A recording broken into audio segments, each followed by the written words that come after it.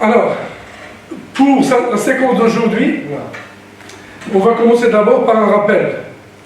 Et vous rappelez que nous avons mis en évidence la localisation de l'information génétique au niveau du noyau.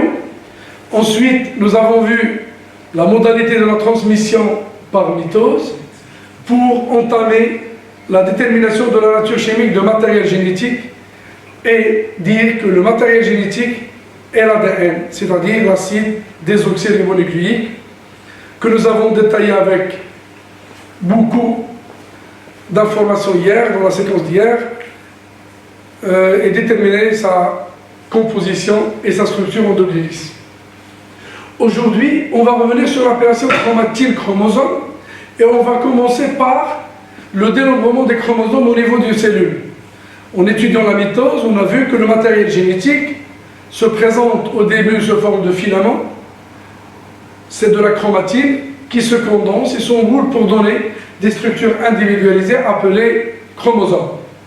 Aujourd'hui, on va voir comment on va déterminer le nombre de chromosomes présents dans une cellule. Et pour ce faire, il y a un protocole expérimental à suivre pour finir par l'élaboration de ce qu'on va appeler un karyotype. C'est-à-dire, on va déterminer le nombre de chromosomes présents dans une cellule et on va les organiser sous forme de paires. Alors, le protocole expérimental est le suivant. Je vais passer assez rapidement. Là, la première étape, il faut prélever la cellule en question, de l'individu, de la personne, de l'espèce dont on veut déterminer le nombre de chromosomes. On va faire un traitement spécial à ces cellules ainsi isolées. Ces cellules, on va les placer dans des conditions qui activent leur multiplication. Et en étudiant la mitose, quelle est la phase appropriée pour pouvoir dénombrer les chromosomes? Bien sûr, c'est la métaphase, car c'est pendant cette phase-là que les chromosomes sont fortement condensés et bien individualisés, ce qui permet de faire le comptage des chromosomes par microscopie. Alors, on va stopper, on va arrêter la mitose dans cette phase-là, en empêchant la formation de fuseaux achromatiques pour que les chromosomes restent condensés et fortement condensés. Ensuite, ces cellules-là, on va les éclater pour que les chromosomes puissent sortir à l'extérieur. Et bien sûr, pour éclater une cellule, il faut la placer dans un milieu hypotonique. Et donc, on va faire un choc osmotique à cette cellule qui va éclater et libérer les chromosomes dans le milieu. Ces chromosomes, pour pouvoir les visualiser, bien sûr, il faut d'abord les fixer par de l'alcool, il faut les colorer en ajoutant un colorant spécifique et placer le tout entre l'âme et lamelle pour pouvoir passer à l'observation microscopique. Et bien sûr là, nous avons cette dame ici qui est en train d'établir un karyotype après avoir éclaté la cellule. Voici les chromosomes qui baignent dans le liquide. Et bien sûr, ce n'est pas une observation à l'œil nu, c'est une observation microscopique qui augmente la taille de ces chromosomes pour pouvoir les visualiser. Et grâce à un logiciel spécifique, on va classer ces chromosomes. On va les classer en fonction de leur taille, de leur forme et la position du centromère. Et là, vous pouvez déjà le constater, là nous avons un chromosome, et là un autre chromosome qui présente la même forme, la même taille et la même position du centromère. Et donc là, on parle d'une paire de chromosomes. Donc les chromosomes, on va les classer sous forme de paire. Depuis la paire ayant la plus grande taille, jusqu'à la paire ayant la plus petite taille. Et donc l'ensemble des paires sont classées de cette façon-là. Et ce qu'on obtient ici, c'est un karyotype. Récapitulons. Il faut d'abord choisir une cellule de la personne dont on veut établir le karyotype. Il faut la mettre dans un milieu qui favorise la mitose. Il faut stopper la mitose en métaphase en ajoutant une substance adéquate. Par la suite, il faut éclater cette cellule en la plaçant dans un milieu hypotonique, ce qui va libérer les chromosomes dans le milieu. Et pour pouvoir observer ces chromosomes, il faut les fixer et les colorer par des substances adéquates. Et grâce à un logiciel spécifique, on va classer ces chromosomes. D'abord, on va les appareiller un par un. Et donc former des paires à la lumière de quels critères? La forme, la taille et la position du centromère. C'est les critères pour pouvoir former les doublés. Et donc, on fait ça pour l'ensemble des chromosomes que nous avons entre les mains, et puis l'ensemble constitue le karyotype. Alors, on va avancer le temps.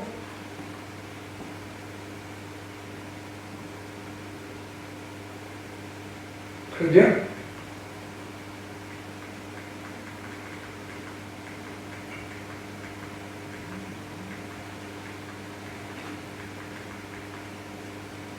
Alors, on va définir c'est quoi un karyotype. C'est la présentation ordonnée des chromosomes en paires homologues, le plus souvent. Et là, nous avons une animation qui va nous permettre de voir le travail qui se fait pour pouvoir établir un karyotype.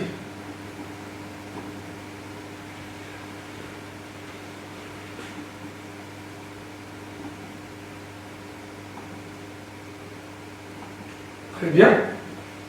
Donc là, vous allez voir les chromosomes isolés.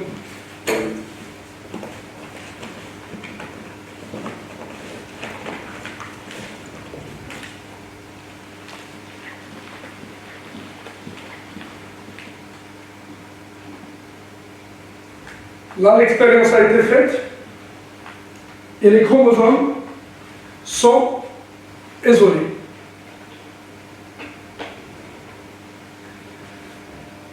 Donc l'ensemble des étapes, elles ont permis d'isoler ces chromosomes. Et là, on va les classer. Ça, c'est un karyotype humain. On va classer ces chromosomes. Par exemple, je vais appuyer sur celui-là. C'est un chromosome qui va prendre sa place et sont numérotés de 1 à 23. Pour la simple raison, chez les humains, il y a 23 paires. Alors, on va essayer de voir quel est l'homologue. Au hasard, je vais taper celui-là, espérant que ce soit l'homologue du 6. Ce n'est pas le cas, donc c'est un autre chromosome, parce qu'il n'a pas la même taille, ni la forme, ni la position du centromère. Alors, pour gagner du temps, le logiciel va le faire à notre place, il va arranger tout, et donc, de cette façon, on va former notre karyotype par classement des chromosomes sous forme de paires. Et donc là, vous pouvez le voir ici, vous avez votre karyotype qui compte les différentes paires de 1 à 23, donc 23 paires, ce qui fait combien de chromosomes? 46 chromosomes. Ainsi, le karyotype est formé.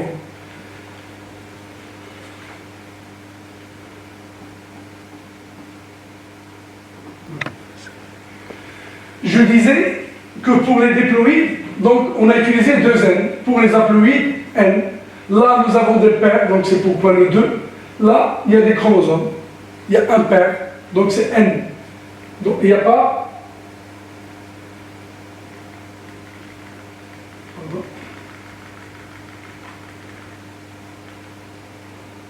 C'est ça?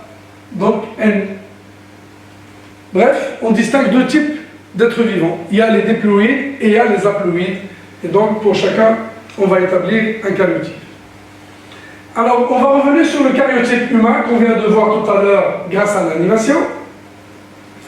Là, un karyotype humain normal, parce qu'il y a des anomalies chromosomiques qui touchent soit le nombre, soit la forme. Restons dans un karyotype normal. Il y a 23 paires de chromosomes homologues au total. Sur les 23, on les partage en 2. Il y a 22 paires de tosomes, il y a une paire d'hétérosomes, ou bien des gonosomes, des chromosomes sexuels. Les 22 paires, elles sont identiques chez les 2 sexes, dénommées à l'aide du numéro. Le chromosome 1, ils sont homologues, c'est un pied. Le 2, et là un homologue de prime. Et là, nous avons une paire d'hétérosomes et les différences chez les deux sexes, dénommées à l'aide de lettres XX lorsqu'il s'agit d'une femme, XY lorsqu'il s'agit d'un homme. Donc les chromosomes sexuels, ils sont homologues chez la femme et ils sont hétérologues chez l'homme. C'est pourquoi on les note XY. Alors là, pour se pencher davantage et appréhender cette notion d'homologie entre un chromosome et son homologue, c'est des chromosomes qui portent des gènes qui déterminent les mêmes caractères. Là, c'est un chromosome. Là, c'est son homologue. Sur cet endroit-là, ce site-là, il y a la couleur des yeux. Ce chromosome détermine une couleur bleue, celui-là aussi une couleur bleue. Donc, c'est la même version présente sur les deux chromosomes homologues. Pour un autre caractère, celui de la couleur des cheveux, ou bien la forme des cheveux, pardon, là, sur cet endroit du chromosome, nous avons la forme lisse, et là, nous avons la forme frisée. Donc, c'est un même gène, c'est une même partie du chromosome, mais qui donne deux formes différentes. Ces gènes peuvent être identiques ou varier légèrement. Là, la couleur des yeux, c'est identique. Par contre, la forme des cheveux, elle ne l'est pas. Donc, c'est pourquoi on va parler homozygote et hétérozygote. Homozygote lorsqu'il s'agit de la même chose qui se répète sur le chromosome et son homologue, et hétérozygote lorsque c'est deux versions différentes. Alors là, je reviens sur la paire XY. Ils ne sont pas homologues et le schéma le montre clairement. Ils n'ont pas ni la même taille, ni la même forme, ni la même position du centromère. Donc, X et Y, on les appelle des chromosomes sexuels ou encore des gonosomes. Ils sont des hétérosomes. Très bien. Après cette première partie, portant sur le karyotype et l'importance du karyotype pour déterminer la formule chromosomique et distinguer les organismes diploïdes des organismes haploïdes, et voir qu'il y a deux types de chromosomes, il y a les autosomes et les gonosomes. Chez l'homme, les autosomes, c'est 22 paires.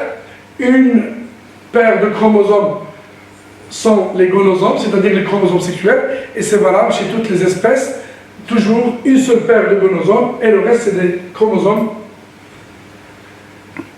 non sexuels, appelés aussi autosomes. Maintenant, on va mettre l'accent sur le lien et la relation entre chromatine et chromosome. Nous avons utilisé ces deux appellations à l'occasion de l'étude de la mitose. Lors de la prophase, souvenez-vous bien, on a utilisé chromatine pour dire que c'est le nucléofilament. Cette chromatine se condense pour devenir chromosome. Donc c'est un changement d'état entre les deux, le passage de la chromatine à la chromosome. C'est ce qu'on essaie de vous montrer ici. La chromatine, elle est là. On a vu un noyau avant d'entamer la division. Là, c'est la membrane nucléaire, et à l'intérieur, il y a des nucléofilaments, il y a de la chromatine qui se présente sous forme de filaments enchevêtrés. Et là, avec un grossissement de 500 000, ça prend la forme d'un collier de perles. Donc là, on parle toujours de chromatine. C'est un noyau qui n'a pas encore entamé sa division. Et donc, quand est-ce qu'on trouve la chromatine dans une cellule? Lorsque la cellule ne se divise pas. Lorsque le matériel génétique il est peu condensé. Donc, on n'a pas encore entamé la division cellulaire.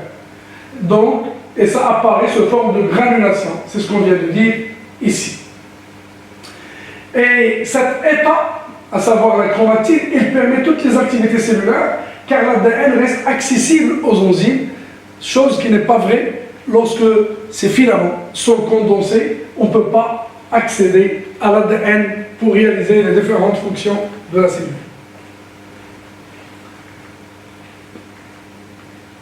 Chromosome. Donc chromatine, c'est des nucléofilaments. Chromosome, c'est un autre étage de cette même chromatine, sauf qu'il va se condenser. On peut le voir ici avec un grossissement de 25 000 fois, un chromosome dupliqué avec un centromère à son niveau. Et là, le chromosome, il comporte deux chromatines réunies par un centromère à ce niveau-là. C'est un chromosome bichromatidien. Là, on le voit de cette façon-là. C'est des chromosomes bichromatidiens, c'est-à-dire deux chromatides réunis par un centromère. Donc, quand est-ce qu'on peut voir ces structures? C'est au moment où la cellule entre en division. C'est pourquoi les chromosomes prennent cette forme de bâtonnet. Et donc, c'est des granulations plus épaisses avec des espaces clairs autour, c'est-à-dire il y a ces sillons-là. Et on peut déjà parler d'un bras court, un bras long. Un bras court, un bras long. Donc chaque chromatide comporte un bras court et un bras long. Et les deux chromatides se réunissent au niveau de ce point-là. Donc un centromère. Alors, qu'est-ce qu'il faut retenir de cette séquence-là? Quelle est la différence entre chromatine et chromosome? Comment les distinguer? On va les distinguer en fonction de leur niveau d'organisation. La chromatine, elle est décondensée, c'est ce forme de nucléofilaments. Par analogie, c'est un collier de perles. Et les chromosomes, c'est un enroulement, c'est une condensation de ce nucléofilament pour donner des granulations qui sont plus épaisses et plus claires, appelées chromosomes. Quand est-ce qu'on passe de chromatine à chromosome? Au moment où la cellule entre en division. Au moment où la cellule entre en division, le matériel génétique, elle doit se condenser, s'enrouler. C'est une préparation à un partage équitable de ce matériel génétique entre les cellules filles. Très bien. Donc, on va revenir sur le détail de sa transformation. Là, on va commencer de l'ADN que nous avons vu lors de la séance précédente. L'ADN, c'est une double hélice. C'est le modèle proposé par Watson et Crick. Les deux brins d'ADN antiparallèles reliés entre eux grâce aux bases azotées. Pour que l'ADN se transforme en chromatine, il y a un autre constituant. Ce sont des protéines basiques appelées histones. Elles sont en mauve dans ce document-là. Et l'ADN s'enroule, se spiralise autour de ces histones pour former un nucléofilament. Et donc, le passage de l'ADN à la chromatine, c'est ADN plus des protéines histones. Donc la nuance, elle est là. L'ADN, c'est le support de l'information génétique, la chromatine aussi, chromosome aussi, sauf que la différence, pour avoir de la chromatine au chromosome, il faut que l'ADN soit enroulé autour de protéines spécifiques appelées les protéines histones. Chaque groupe d'histones autour desquels on trouve un filament d'ADN, ça constitue une structure dite nucléosome. C'est pourquoi on dit qu'un nucléofilament apparaît comme un collier de perles. Donc nous avons une perle, une autre perle, avec le filament d'ADN qui regroupe l'ensemble de ces perles-là pour former un collier. Par la suite, ces nucléosomes, ils vont se condenser et s'enrouler davantage, et donc pour passer de la chromatine progressivement à un chromosome. Là, c'est l'observation microscopique, et là, c'est un schéma explicatif qui va nous aider à voir comment se fait cet enroulement et cette condensation pour parvenir à des chromosomes qui sont fortement condensés. En quelle étape de la mitose on voit ces structures fortement condensées? Oui, c'est ça, c'est pendant la métaphase. C'est pendant la métaphase. Là, on appelle ça, c'est un chromosome métaphasique, car il est fortement condensé. Voilà, les chromosomes, elles sont condensées.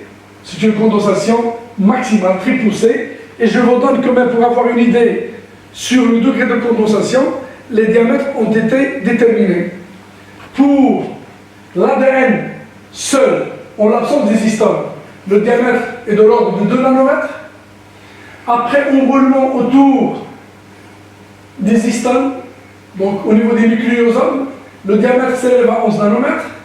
L'enroulement des nucléosomes entre eux donne une épaisseur, un diamètre de 30 nanomètres pour partir à 300 nanomètres et puis 700 nanomètres au niveau d'une chromatide.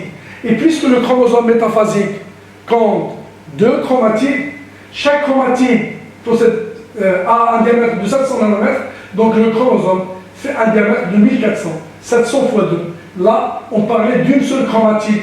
Là, c'est le chromosome et le métaphasique, donc 1400 nanomètres.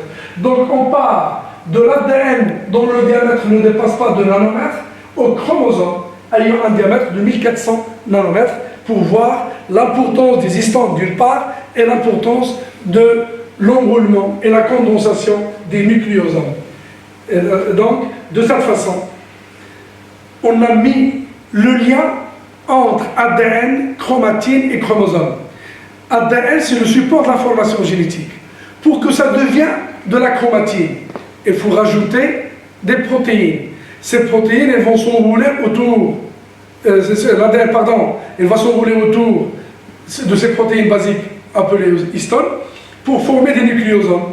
Ces nucléosomes vont s'enrouler, se condenser pour donner des chromosomes bien individualisés, ce qui on passe d'un diamètre de 2 nanomètres de la molécule d'ADN à un diamètre de 1400 nanomètres qui caractérise un chromosome métaphasique. Alors, ainsi, cette séquence prend fin.